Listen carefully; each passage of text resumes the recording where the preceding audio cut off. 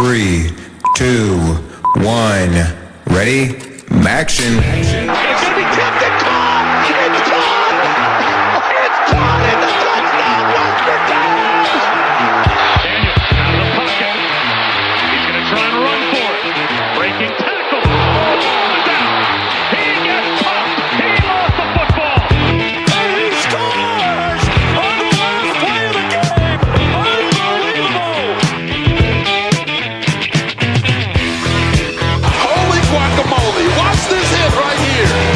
By Dejon Anthony. He said, give that man some milk. Don't you dare skip that channel. You are tuned in live with Talking MACtion.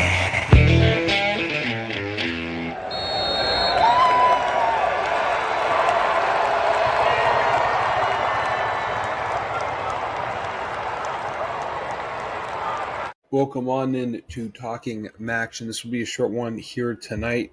Again, we'll get a better concise schedule next week. Been busy doing play-by-play for Keon Sports this Friday, so been focusing on that and prepping for that as well. And also my soccer articles as well, been working on. So those have kind of been at the forefront of things. Unfortunately, it's hard to fit the podcast into all the prepping and all the writing that I do throughout the week, as well as a 9 to 5. But we're fitting it in now. Have about 20-minute episode here for you. Do what we typically do.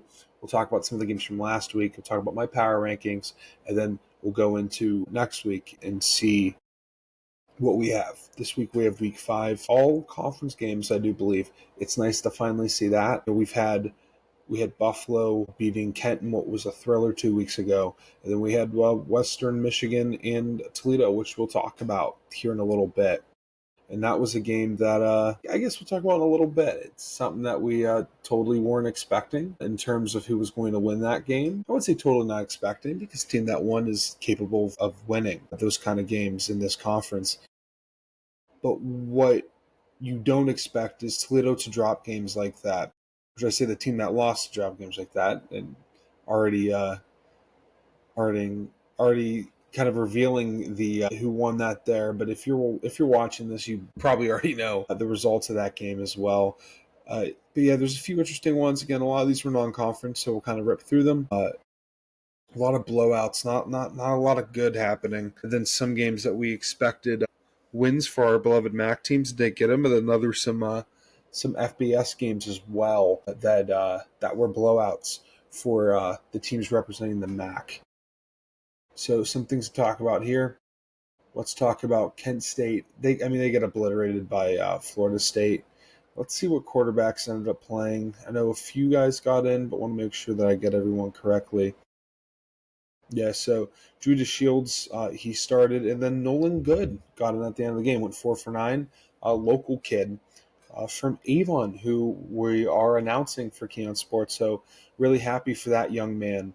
Able to get some playing time as a freshman, no matter what school you are, no matter what level. That's pretty impressive. Even if it was a blowout, I'm happy for him as he's able to get that first start under his belt. I mean, again, when you get to play at Florida State, a stadium like that, that just expanded its seating and kind of redid itself. It's a good Florida State team. That's number 17 in the country. You're not expected to compete. So just go in there, giving your best effort. All that really matters for Kent State. Again, the 35-7 in the first quarter is brutal. I mean, what are you even supposed to do? Just completely outclassed. Not much they can do. Can't play that game 100 times, lose 101 times. It's just unfortunate, but that's how it is if you're Kent State. You're not going to win that game. I mean, unfortunately for them, most games they're not going to win, if any more the rest of the way. Louisville, they defeat Bowling Green despite Pudge the Cat being there and having his own locker. Not able to get the victory there for Bowling Green. Again, pretty much a blowout there. Bowling Green tacked on some points at the very end, but it wasn't enough. As they had a lot of ground to make up. They were pretty much down 40 by the time that they put up that 17. Only 3 points in 3 quarters to play. Simply not enough. Let's look at the box score here. Drew Pine, 11 for 21, 131, 1 TD and 2 INTs. a 35.6 QBR compared to Miller Moss of Louisville, who had a 71.8 passer rating. Simply not good enough for Drew Pine. It needs to be better. They ran the ball with a lot of guys. And that's kind of what this team wants to do, the identity here. Yeah, I mean, these carries are all over the place. Anderson, number 3, he got 4 carries for 79 yards and a touchdown. He broke one long for 79. Yeah, just, again, Louisville, good team. Usually they're right on the edge of being ranked. Good program. It's a game that you can maybe sneak through, but not this year. A game that honestly should have won and was blown. Miami loses to UNLV. I believe that was at UNLV. Exactly. That was at Miami. It's a home loss, too. That's not what you want to see. Hessen was the quarterback for Miami. Or, here, let me see. This computer wants to load. Yeah, I wonder what's going on over there QB-wise. Okay, so 2 quarterbacks. Henry Hessen, 8 for 17. Daquan Finn, 7 for 12. So Hessen had more of the attempts. Pretty equal in yards, pretty equal in averages. Finn had 2 touchdowns with an INT. Mason had 1 TD. Hessen had the higher QBR at 67.7, while Finn had a 63.4. They both had a better QBR than Anthony Collindre. Collindre? So I'm not familiar with UNLV. He was 293, so had more yards, 6.5 average. He was 28 for 43. They threw the ball a lot more than Miami did. Miami threw the ball a total of 31 times, while UNLV threw the ball 43. He had 2 touchdowns and 2 NATs, but it was enough with a 52 QBR. Not something that we really see from Miami is giving up 17 points to lose 41-38. That's a game that they should have won. I mean, you get up 14-0 in the first quarter, and then you even up with them in the second and third quarter. But you have a 2-score cushion, and you give up 17 points. You give up 3 scores, 2 touchdowns, and a field goal. Not what you want to do, obviously. If you're Miami, bad start. Still can recover it here next week. They're only 3-0. They're 3-0. Jesus, they're 0-3, and they can. I think they'll be fine. I think they'll recover, but that's not a good look for how the season might go for Miami. I don't know if they'll be able to repeat what they did last year of getting to that MAC championship game, if this is the version of Miami that we're going to see. I don't think it will be. I think they'll improve as the season goes on. I also think they're going to be really good in MAC play. With a team like Toledo already dropping one, Buffalo being shaky about with Kent, anything goes in the MAC. So windows of opportunity still open for Miami. Central Michigan destroys Wagner 49-10. Labus 12 for 14, 241 yards, 3 TDs. They're still doing that multiple quarterback stuff. Yeah, they all threw. Angel Flores threw.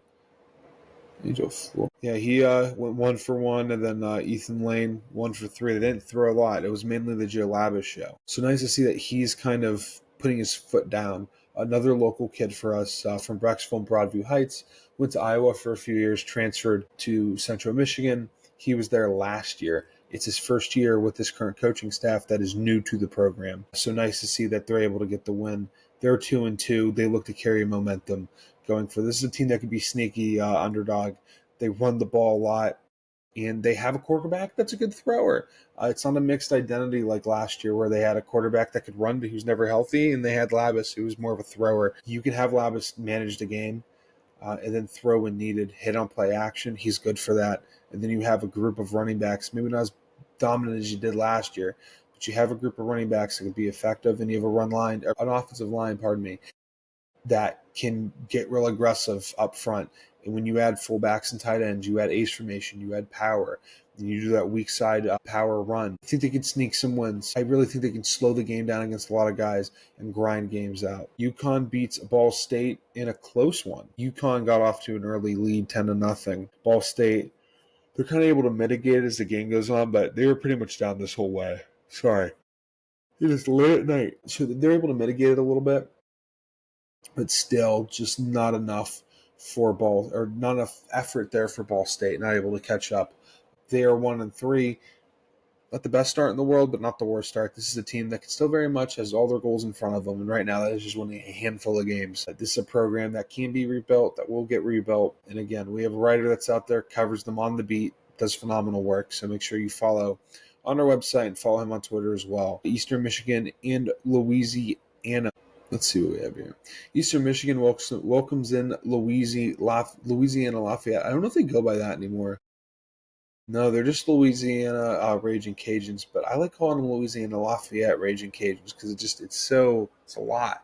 It's a lot going on, and I love it. I think it's just an obscure name. Maybe Raging Cajun is a great name, but Louisiana Lafayette Raging Cajun is just phenomenal. Desperate for Coach Creighton to not drop to 0-4. Big win for them, an equal opponent, I'd say. And is typically one of those programs. It's like maybe a bowl team, kind of like Eastern Michigan used to be, where it's like they get 5 wins. It's a good year. Eastern Michigan's been better. It's a 7-win program, which you're like, 7-win program. That's really good in the MAC. I mean, if you're a 7-win program, you're competing for a MAC championship, but they kind of struggled with of finishing seasons of being in that conversation. But I mean, they're competing. They win the games they're supposed to win. The problem is they also lose the games they're supposed to lose. They haven't been able to have that quarterback to push them over the edge. Last year they struggled. Cole Snyder wasn't able to be as effective as he was with Buffalo 2 years prior.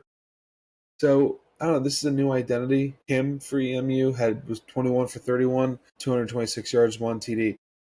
Their play-by-play announcer for the radio at EMU is the Obsessed with Helmets guy on TikTok. I don't know if anyone knows that. It's a guy who just does a whole thing on helmets. Phenomenal. If you're a fan of a college, he's probably covered your college or NFL team. He does the NFL teams too. His basement's filled with helmets, and he talks about Eastern Michigan sometimes. Obsessed with Helmets on TikTok. He's phenomenal. And if you guys don't follow him, I highly suggest following him. But every time I see Eastern Michigan play, I think of that guy because he's the play-by-play announcer for the radio. Which I need to give them a listen and support him. Maybe I'll do that Saturday. I believe they play Saturday. We'll talk about that later. Buffalo, they go against Troy. They drop that one in another close one. Again, giving up 21 points. Jesus Christ. So if you just take the score from the first 3 quarters, they win this football game. But they give 21 points. Buffalo got to figure something out, man, on defense, because that's just not good if you're giving up 21 points at the end there. Still, my pick to win the MAC. I think they got the juice. I like Coach Lumbo. I like what they're building over there in Buffalo.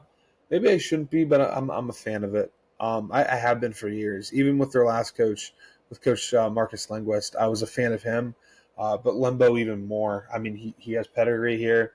His pedigree in the SEC as a coach. He obviously, when talked to him 2 years ago, he expressed interest of, using the airport in the area to bring in recruits and travel more and go to Florida, go down south more and recruit kids to Buffalo and build the program that way.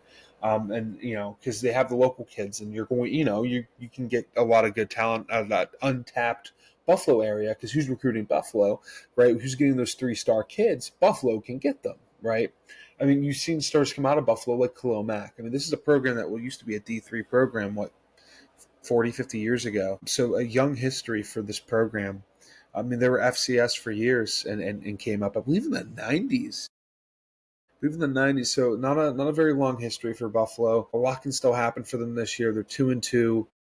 They're 1-0 in the MAC. They're perfectly fine. Just a loss you don't want to see against Troy. I'm sure Coach Lumbo will have those boys ready for next week, and they'll be fine. But usually those non-conference games with teams that you're equal to, these can happen. Hopefully they can learn from it and move forward. Toledo, they lose to Western Michigan. This is another one where if you take the score of the first 3 quarters, they win the game. I mean, the score is 13-6 going in the fourth quarter, and Western Michigan wins 14-13. I mean, that's a touchdown extra point. You can't lose. I mean, those are games that Coach Candle has been winning since 2017, pretty much. So this is a loss you don't expect from a program like this, the most consistent MAC program. You just don't expect it. And with this loss, I don't know if there's a MAC team that will be eligible for the playoffs. So, second year, probably not going to see it. And I think Toledo was kind of that last hope, the way that some of these teams have started. Maybe Ohio, but they're also 2-2. And I don't know if that win against West Virginia is going to be enough to carry them. I think they had to beat Rutgers to start the year. And since they lost that, I don't know what will booster them to that standard. Because right now probably a group of 5 team that's gotten an upset or beat a Power 5 team that's undefeated, has one loss. They're going to be the team that's – I mean, look at Boise last year. I mean, they had one loss, and it was to SMU, who nearly won the ACC last year and went into Happy Valley and got killed. But still, it was a good program that they lost to, and barely. It was a newly Power 5 SMU, who was one of the better top 15, top 12 teams in the country last year. Ohio, they beat Gardner-Webb 52-35. Probably a little bit more points they gave up than you'd want to see, but Parker Navarro, 18-27, 290 yards, 1 TD. Bangura, 18 carries, 123 yards, 3 TDs. He's been starting for like 3 years now. That kid's been there forever, man. IU, they can't repeat what they did last year. They lose to Mississippi State 38-10. Then Akron beats DeQuincy 51-7. They needed a win like that. Ben Finley needed a game like that as well. 13 for 23, 219 yards, and 2 touchdowns from the transfer from Cal a year ago. Let's talk about some of the power rankings, shall we? And we'll get right through these here. Buffalo's still my top team despite the loss. Ohio right behind them. I think those 2 teams are the best 2 teams in the MAC by far right now. Bowling Green, again, despite the loss, they're right there. NIU behind them. Western Michigan, they boost up a few spots. Central Michigan kind of moves by proxy because I'm not a fan of that Toledo loss. It's the way you lose that. Not a fan of it. Ball State, they get moved up for effort. Same with EMU. And then Miami falls because they are winless. And then Kent is above Akron and UMass because I like how the fact they competed in another game at Akron and UMass. I mean, I guess Akron did against UAB, but that's a bad UAB team that they lost to. So Kent gets the win, or Akron gets the win against Duquesne, but they fall behind Kent. I don't know if that'll be for too long because I'm not too confident in Kent, but right now that is the reality of the bottom half of the MAC, and it's probably going to be like that for a long time. Those three teams. And, I like Coach Moorhead. I don't know what he can do. I don't know what Moorhead has. I don't know what Moorhead can do differently that he hasn't done yet. What can Joe Moorhead do differently in Akron? I don't think there is anything. He's brought in transfers. He brought in Daniel George. He brought in Alex Adams. He brought in Shockey Jacques Louis. He brought in Ben Finley. He brought in a group of running backs past 2-3 years. Brought in a real solid group of running backs. Can't build the offensive line. Has the worst offensive line in the MAC. Has the worst offensive line in the country. Builds the offensive line. They're still giving up sacks. The quarterback is antsy. Quarterback gets hurt. DJ Irons loses the entirety of his senior year pretty much. Because the first 4 games isn't eligible to redshirt, and they lose him. Probably one of their most talented quarterbacks they've had since, was it Fry from 05? Before, whenever he got drafted to the Browns. And he won, 2 games in his career? It's not Moorhead's fault. That first year is not much he could do. Irons was running around with a chicken with his head cut off. He was just getting chased the whole time. That team gave up 50 sacks. Shockey Jacques Louis was open for 3 games. And then after that, teams just dropped the safety too high over top of them. There's nothing they could do. Then Alex Adams and Daniel George were open, but they gave up 100 points every game. They gave up 100 sacks. And then, this year, they can't score against Wyoming. They started off scoreless. They were outscored 50-something to nothing for the first 2 games? Who they played? Nebraska, and they got killed? I just don't know what he can do. You have talent they've brought in that is convincing enough to win games. And I'm not going to maybe not win the MAC, but like last year, they won 4 games. I'm fully convinced they're going to win 5 games this year. That's not possible now. I don't think Akron wins more than 3 games. I was really high on them for maybe even pushing for a bowl game. But last year, they got purged by the transfer portal. These guys are just leaving it. It's almost like they're not even looking at where they're going. They're just like, hey, I had a good year. I can go somewhere better. But sometimes staying where you are is the best option. I mean, if you take the talent that they lost last year, I mean, they had all those pass rushers that left. They had a group of running backs that they're trying to replace. They don't know who they're replacing them with. I mean, Alex Adams has been there for 4 years, and he's injured all the time, or they can't find him open because he's the biggest talent they have. I don't know. The Akron's frustrating, man, because I can't keep picking them to win these games and going forward, and they just don't. They just don't have the coaching staff's good. We know this. I mean, Moorhead's won at the Big Ten. He's won in the Pac-12. I mean, it doesn't exist anymore, but he's won the Pac-12. I don't know what Moorhead can do. I really don't. Ben Finley, good arm talent, lays an egg against Wyoming. Doesn't make sense. He was great last year in those 4 games that they won. 5 games, whatever, how many it was. Phenomenal. Against Toledo last year when they needed him most, he was phenomenal. And this year you just haven't seen it. Seen it against Duquesne, UAB, they put up points, but I don't know what that team would do differently. Ohio and Bowling Green face off. Ohio is the favorite at 8.5. That game's in Athens. I will pick Ohio to win that game. I think Navarro is the convincing option, is the best player in that game. He can kind of make things happen. Hendricks has been phenomenal at wide receiver. He's had 28 receptions for 456 yards and 3 touchdowns. He is one of the best wide receivers in the country. Watch for him to be targeted early, often, the whole game. I'll take Ohio to win there, but I will not pick them to cover. I think Bowling Green covers at the 8.5. And then I would take... Do I see a lot of points happening? I think Bowling Green has parked the bus on teams. So I'm going to take the under as well at 50.5. The Battle of the Michigans. This is one of the first cogs in the machine for the Michigan Cup. Or the MACtion title. The dumbest thing in the world, by the way. I love it because it's weird, and I love weird stuff in the MAC and college football in general. No need for this title. Because, I mean, when was the last time a Michigan team won the MAC? That had to have been Western Michigan in, like, what, 2015? When Fleck was there? It was the last time a team has won the Michigan MAC title and then won the MAC title? I mean, why are we doing this? And the MAC title was won in Michigan anyway. It's won in Detroit.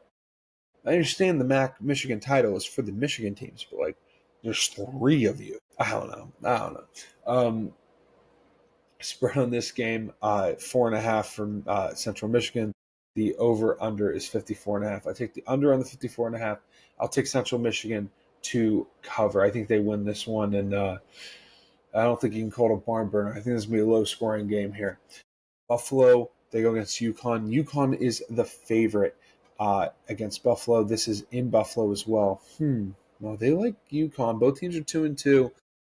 I'm going to take Buffalo to cover, Buffalo money line, and then 50.5. So I have Buffalo winning. So the recap real quick, I have Ohio winning, but I have Bowling Green covering, and then I have under the 55.5. This is from ESPN bets as well, because I'm on the ESPN website. Then I have Central Michigan covering. I have them winning and covering, 54.5. They are the favorite in that one. I would double up on the money line and on the spread. Same with Buffalo at the 3.5. UConn is favored. Take Buffalo to cover that 3.5 in the victory in the under as well. NIU takes on San Diego State, a program that's looking to get back on its feet with Sean Lewis. I think San Diego State's going to win at DeKalb. Sean Lewis wants to get his revenge for the MAC title when he lost it with Kent State. So I'll take San Diego State to win and cover, and we'll go over that 43.5. I think both teams will score both over 20 points, so I'd rock with that as well. Akron takes on Toledo. I think Akron covers the 2.5, but I think Toledo wins, so we'll take that. And we'll go under the 49.5 as well. Miami, they take on Lindenwood. They need this game bad. No line for it yet. Take Miami. If there even is a line for this that comes out. But I think Miami wins this game. Western Michigan takes on Rhode Island. No line for this as well. Western Michigan will beat Rhode Island, the undefeated Rhode Island, pretty handedly. And then UMass takes on Mizzou. Mizzou is a 43.5-point favorite. I wouldn't touch this game. These games are gross to bet on. Why you watch something else if you're not a UMass fan? I feel bad for UMass. MAC play hasn't started for them yet. They're just getting brutalized, man. I don't know what they're supposed to do. I mean, they're one of the worst programs in college football history. I don't know what they're supposed to do. Are you supposed to? I mean, you're not recruiting Boston College in your area, and you don't have like a lot of recruits. Like Boston, like that whole Northeast area is not a hotbed. Upstate New York, but they're not beating out Buffalo. They're not beating out Penn State. They're not beating out the Rutgers that's recruiting up there. They're not beating Rutgers in that area either. Rutgers has been recruiting pretty well. I don't know what they can do. That program's doomed. They're forever going to suffer. Thank you for tuning in today. We're going to end it there. A little bit longer than I thought. 27, not too much longer. 27 minutes. We'll be back next week. Hopefully, not recording this late again. And then recording on a Monday, hopefully, and not procrastinating to a Thursday because I have too much work I have to catch up on throughout the week. Have a good one, everybody. And we'll talk to you next week. Enjoy the MAC games this week, and then we'll reconvene and talk about them like we do every week next week. So it was a pleasure talking MACtion with you folks, and enjoy Saturday's slate of MAC games.